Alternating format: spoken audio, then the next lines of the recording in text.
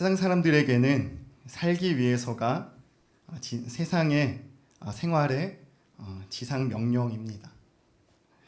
살기 위해서라는 이 한마디에 이 모든 행동이 정당화되고 심한 경우에는 도둑질이나 매춘, 동성애까지도 옹호를 받습니다. 저희의 신은 배라고 바울이 지적한 것처럼 살기 위해서는 유물론자들의 최고의 도덕률입니다. 예수께 대한 사단의 시험의 배후에는 이 목숨부터 건지고 봐야 한다는 유물론적 사상이 깊게 배어 있습니다. 여러분, 이 살기 위해서라는 명목하에 우리도 얼마나 많은 사단의 시험들이 몰려오고 있습니까? 이럴 때 우리는 예수님께서 이 사단의 시험에 대해 가지신 태도를 행해야 합니다. 어떤 태도를 가져야 할까요? 먼저는 사람이 떡으로만 사는 것이 아니라 하나님의 말씀으로 사는 것을 기억하는 태도입니다. 다시 말해 떡으로 사는 육신의 생명보다 하나님의 말씀으로 사는 영혼의 생명이 더 귀한 것임을 기억하는 태도입니다. 예수님은 40일 금식하신 후 마귀에게 시험을 받습니다.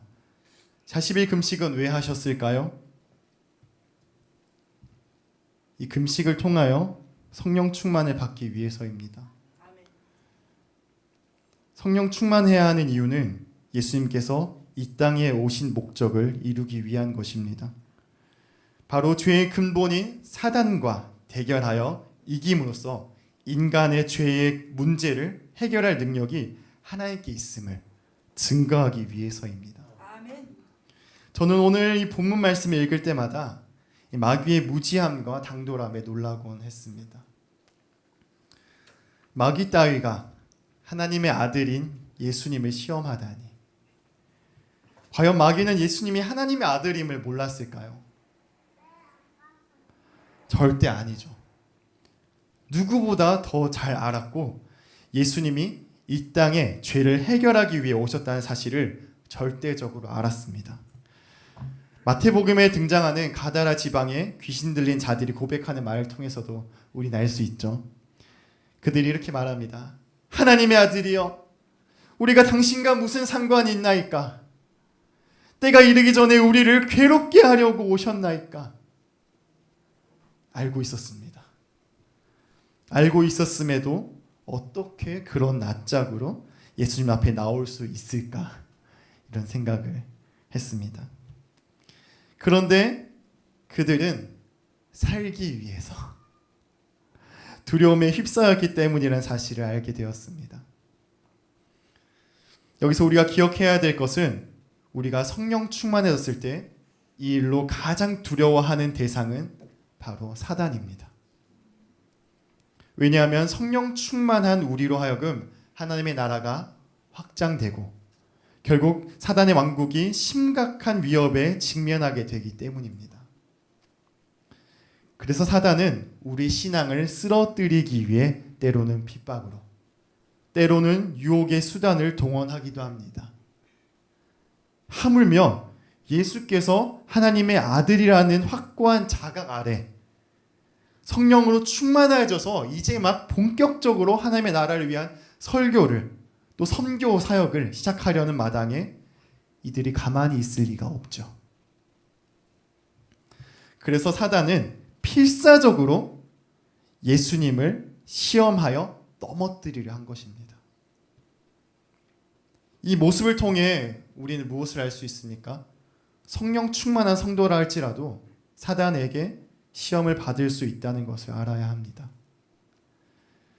성령 충만한 성도란 겸손히 하나님께 순종하고 하나님 말씀 안에서 행하는 성도를 말합니다. 꾸준한 기도 생활과 말씀 생활, 자연스럽게 말씀이 입으로 나오고 행동으로 나오는 삶이 지속되는 가운데 성령 충만한 삶을 살다 보면 가끔 이런 착각을 할 때도 있습니다. 아, 성령 충만하게 살고 있으니 너무 평화로운데? 마귀가 무서워서 다가오지도 못하나 보네? 성령 충만이 너무 좋다. 그러나 이것은 반은 맞고 반은 틀렸습니다. 이것은 아니란 생각이 아닐 수 없습니다. 성령 충만하더라도 마귀에게 시험을 당할 때가 있을 수밖에 없습니다. 시험은 크게 두 가지가 존재합니다. 첫 번째는 자신의 정욕에 이끌려 사단에게 받는 시험. 두 번째는 하나님께서 성도를 더욱 성장시키고 유익을 주기 위한 시험입니다. 성령 충만한 성도에게 주어지는 시험은 당연히 두 번째 시험이겠죠. 욥이 온전함 가운데 사단을 통해 시험을 받습니다. 이 시험은 그를 멸망시키기 위한 것이 아니라 오히려 그의 믿음을 알아보고 그의 신앙을 성숙시키기 위한 것이었습니다. 요셉은 어떻습니까?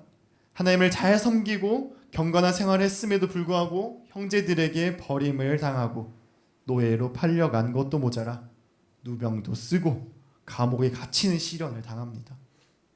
그러나 이 시련을 통해 요셉은 애굽의 국무총리로 앉을 수 있었고 이스라엘 백성이 태어나는 그 영광을 누리게 됩니다. 다윗은 또 어떻습니까? 어린 시절부터 기름 부음을 받고 하나님을 잘 섬겼지만 하나님은 사울을 통해 숱한 어려움을 겪게 하셨습니다. 그러나 이 시련을 통해 다윗은 이스라엘 왕으로서 필요한 인내와 덕과 지혜를 얻을 수 있었습니다. 사랑하는 성도 여러분, 성령 충만하신 예수께서 시험을 당하신 것처럼 성령 충만한 충성스러운 성도에게도 시험이 닥쳐올 수 있음을 기억하시기 바랍니다. 더불어 그 시험은 하나님이 사랑하는 성도에게 신앙의 성장과 더욱 풍성한 축복을 얻게 하시려는 유익한 시험이라는 사실을 깨닫고 인내와 믿음으로 극복하시기를 바랍니다. 야고보서 1장 12절에 이렇게 기록이 되어 있습니다. 시험을 참는 자는 복이 있나니 이는 시련을 견디어낸 자가 주께서 자기를 사랑하는 자들에게 약속하신 생명의 면류관을 얻을 것이기 때문이라. 또 베드로전서 4장 12절에서 13절에 이렇게 기록이 되어 있죠. 사랑하는 자들아 너희를 연단하려고 오는 불시험을 이상한 일 당하는 것 같이 여기지 말고 오히려 너희가 그리스도의 고난에 참여하는 것으로 즐거워하라. 이는 그의 영광을 나타낼 시대에 너희로 즐거워하고 기뻐하게 하려 함이라. 아멘. 간혹 사단은 우리가 하나님의 자녀인 것을 의심들게 할 때가 있습니다. 오늘 본문 3절을 보면 사단이 예수님께 묻습니다. 네가 만일 하나님의 아들이거든 이 돌들에게 명하여 떡이 되게 하라. 이 첫 번째 시험은 큰 의미를 가지고 있습니다. 인간의 육체적 욕구 충족의 유혹이 인간이 범죄하기 가장 쉬운 근본적인 유혹이기 때문입니다. 미국의 유명한 심리학자인 메슬로우가 있습니다. 그는 인본주의 심리학이라는 개념을 정립한 것으로 유명합니다. 그 중에서도 메슬로우의 피라미드, 즉 5단계 욕구 계층 이론이라고 있습니다. 피라미드로 가장 먼저 채워져야 할 욕구, 그 다음 해서 결국에는 자아실현의 욕구까지 이르는. 그래서 첫 번째는 생리적 욕구, 2단계는 안전 욕구, 3단계는 애정의 욕구, 4단계는 자기 존중의 욕구, 5단계는 자아실현의 욕구입니다. 그 중에서 가장 기본이 되는 하위 욕구는 생리적 욕구입니다. 인간이 가장 원초적인 욕구로 음식, 물, 수면, 성 등 신체와 관련된 욕구 또는 결핍을 말하는 개념입니다. 이 생리적 욕구가 충족되지 않으면 이 다음 단계로 넘어갈 수 없기 때문에 이 모든 욕구 중에서 가장 강력한 힘을 지니고 있다고 할 수 있습니다. 이런 이론이 없어도 마귀는 알고 있었던 모양입니다. 첫 번째 시험이 40일 굶주린 예수님을 향한 떡떡이를 만들어 보라는 유혹입니다. 이 얼마나 달콤하게 들렸을까요? 그럴 능력이 있으신 분이시지만 예수님은 마귀의 시험의 본질을 꿰뚫어 보시며 그의 말을 듣지 않으셨습니다. 예수님께서 꿰뚫어 보신 마귀의 시험의 본질은 이렇습니다. 당신이 하나님의 아들임을 증명해봐. 다시 말해 사단은 예수께 하나님의 아들이라는 사실을 의심케 하는 방법으로 시험한 것입니다. 의심의 씨앗을 심는 것이죠. 예수님이 너는 내 사랑하는 아들이라는 음성을 공식적으로 들은 뒤였습니다. 그래서 하나님의 아들이심을 입증할 필요가 전혀 없습니다. 자녀는 자신이 부모의 친자녀라는 사실을 우리가 매 순간 입증할 필요가 없는 것처럼 예수님은 이미 하나님의 아들인 것을 이미 공식적으로 들었기 때문에 더 이상 입증할 필요가 없었죠. 자녀는 다만 그 자녀라는 사실을 알고 있기만 하면 됩니다. 마귀는 오늘날 성도된 우리에게도 하나님의 자녀된 사실을 의심하게 하도록 끊임없이 의심을 불러일으킵니다. 왜 내 기도에 응답하지 않으시는 거지? 나를 버리신 걸까? 내가 과연 하나님께 선택받은 것이 맞는 걸까? 왜 내게만 이런 일이 일어나는 거지? 다른 사람들은 하나씩 일어나는 일이 나한테 다 일어나는 것 같아. 하나님은 나에게 화내시는 것이 분명해. 사단이 우리로 하여금 하나님에게서 떠나고 하나님을 의지하지 못하도록 하기 위해 우리 마음에 의심을 불러일으킨 결과입니다. 그러나 여러분, 우리가 하나님의 자녀됨은 성령이 친히 증거하시는 결코 부인할 수 없는 사실입니다. 따라서 우리 마음에 의심이 생긴다면 그때마다 우리는 이렇게 고백해야 합니다. 우리 다 같이 고백해 볼까요? 나는 하나님의 자녀다. 나를 의심하게 만드는 악하고 더러운 마귀는 예수 이름으로 명하노니 떠나갈지어다. 우리 한 번 더 해볼까요? 나는 하나님의 자녀다. 나를 의심하게 만드는 악하고 더러운 마귀는 예수 이름으로 명하노니 떠나갈지어다. 아멘. 성경은 분명하게 그리스도의 이름을 믿는 자에게 하나님의 자녀가 되는 권세가 있음을 약속하고 있습니다. 따라서 우리가 살기 위해서는 말씀을 의지하여 믿고 명하여 마귀를 쫓아내야 합니다. 이럴 때 우리의 신앙생활은 늘 승리 가운데 거할 줄 믿습니다. 아멘. 예수님께서 사단의 시험에 대해 취한 두 번째 태도는 세상 것들보다 세상의 주인 되신 하나님을 사랑하는 태도입니다. 두 번째 시험으로 마귀는 예수님을 향해 자신에게 절하면 천하만국을 주겠다고 유혹을 합니다.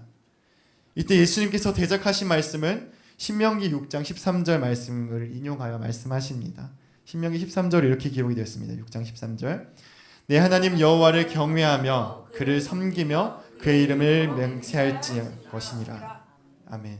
그 누가복음 4장 8절에 이렇게 되어 있죠. 기록된 바 주 너의 하나님을 경배하고 다만 그를 섬기라 하였느니라. 아멘. 예수님은 천하만국 권세보다 하나님을 사랑하겠다고 고백하셨습니다. 왜 그런 고백을 하셨을까요? 세상의 주인이 하나님이시기 때문입니다. 온 천하의 주인이 하나님이신데 왜 마귀를 섬겨서 이 작은 힘을 취하고자 하겠습니까? 예수님은 하나님 한 분만을 섬기고 사랑하겠다는 뜻이 바로 여기에 있습니다.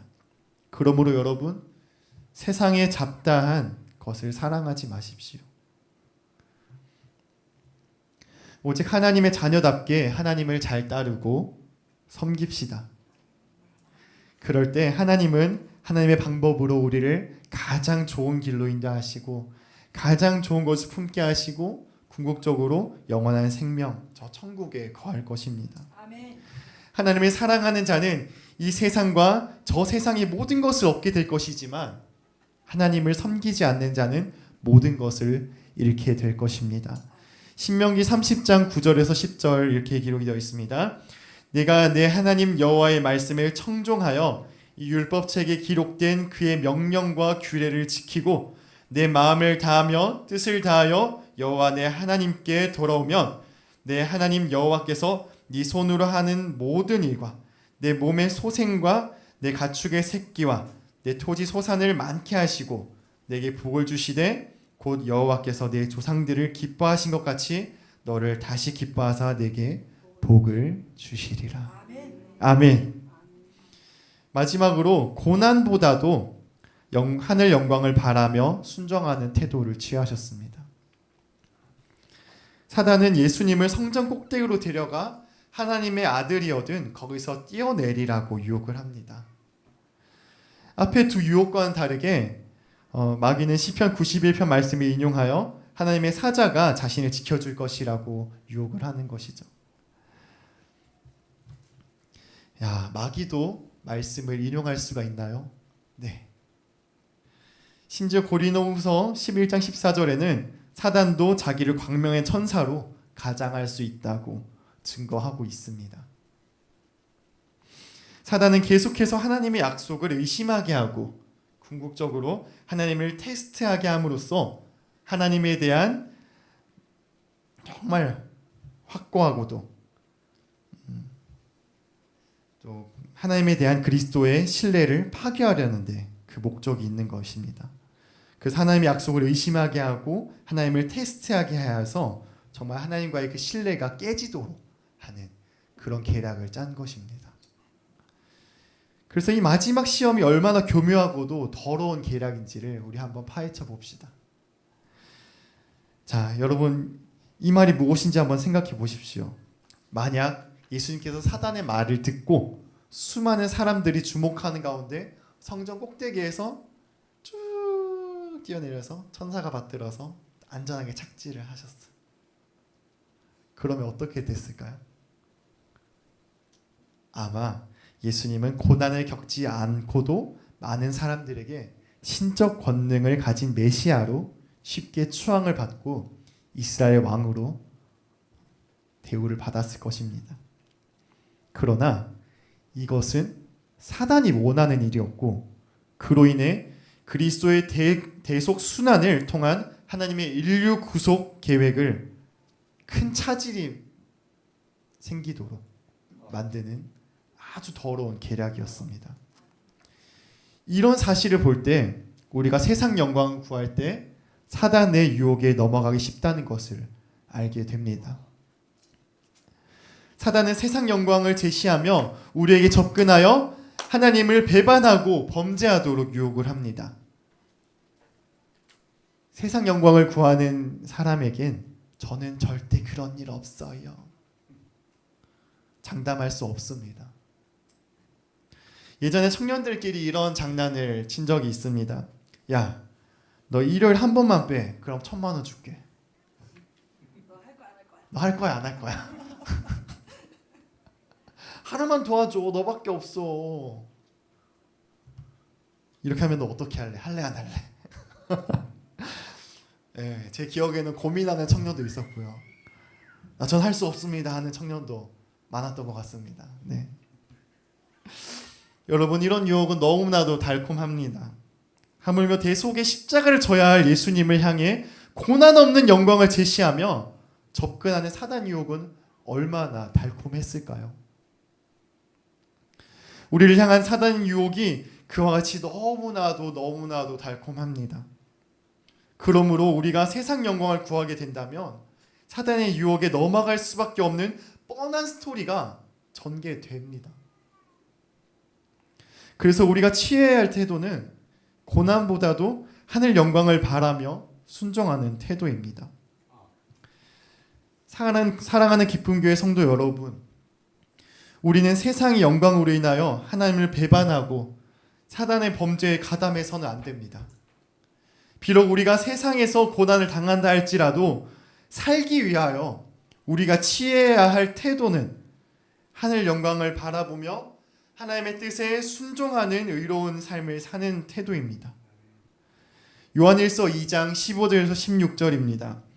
이 세상이나 세상에 있는 것들을 사랑하지 말라. 누구든지 세상을 사랑하면 아버지의 사랑이 그 안에 있지 아니하니 이는 세상에 있는 모든 것이 육신의 정욕과 안목의 정욕과 이생의 자랑이니 다 아버지께로부터 온 것이 아니요 세상으로부터 온 것이라. 아멘. 우리 일생은 시험과 고난의 연속입니다.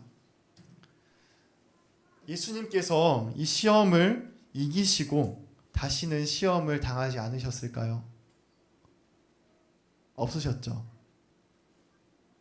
아무도 안 좋나 보네요. 네, 아멘을 하지 않으셨습니다. 네, 아닙니다. 예수님께서는 이 공생의 전 기간을 통해서 마귀에게 시험을 당했습니다.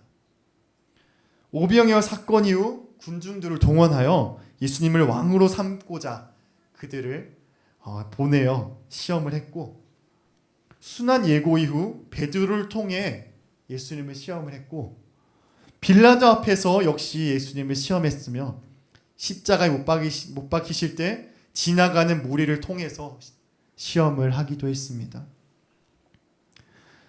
사탄 마귀는 우리 성도에 대해서 일생토록 끊임없이 무차별적으로 수단과 방법을 가리지 않고 무너뜨리기 위해, 넘어뜨리기 위해 시험하며 달려들 것입니다. 우리가 강할 때는 교만으로, 약할 때는 의심과 낙심으로, 평안할 때는 세상의 방탕과 향락으로, 고난의 때에는 하나님에 대한 불신과 원망으로 유혹을 합니다. 분명한 것은 사단과의 휴전은 있을 수 없다는 것입니다. 그래서 성경은 깨어 마귀를 대적할 것을 명령하고 있습니다. 그래서 우리가 세상 끝날까지 예수 안에서 살기 위하여 취해야 할 태도가 무엇입니까? 먼저는 사람이 떡으로만 사는 것이 아니라 하나님의 말씀으로 사는 것을 기억하는 태도이고요. 두 번째는 세상 것들보다 세상의 주인 되신 하나님을 사랑하는 태도입니다. 세 번째는 고난보다도 하늘 영광을 바라며 순종하는 태도입니다. 사랑하는 기쁨교회 성도 여러분, 우리는 이미 영원한 생명을 얻은 자들입니다. 따라서 이 땅에서 잘 먹고 잘 살기 위해서 육신과 영혼을 사용하지 않고 다만 하나님을 사랑하는 태도로 하나님의 말씀을 지키고 고난이 올지라도 천국 소망을 바라며 하나님께 순종하며 살아가야 합니다. 이것에 예수 믿는 사람이 살기 위하여 할, 그리고 취해야 할 태도입니다. 이 사순절 첫 번째 주일을 지나며 마귀의 시험에 당당히 맞서는 태도로 겸손히 예수님을 따라가는 우리 기쁨교회 성도 여러분이 되기를 예수님의 이름으로 간절히 축복합니다. 아멘. 아멘. 우리 날마다 숨쉬는 순간마다 함께 찬양하고 기도하겠습니다.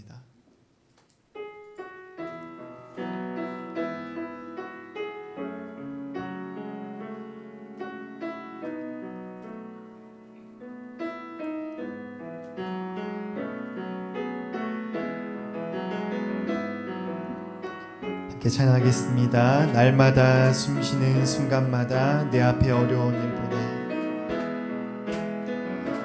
날마다 숨쉬는 순간마다 내 앞에 어려운 일 보내.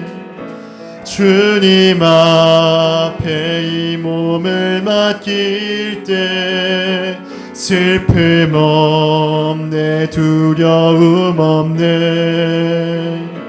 주님의 그 자비로운 손길 항상 좋은 것 주시도다. 사랑스레 아픔과 기쁨을, 수고와 평화와 안식을 날마다 주님 내 곁에 계셔 자비로 날 감싸주시네. 주님 앞에 이 몸을 맡길 때 힘주시네, 위로함 주네. 어린 나를 품에 안으시사 항상 평안함 주시도다. 내가 살아 숨을 쉬는 동안 지키신다 약속한 인생의 어려운 순간마다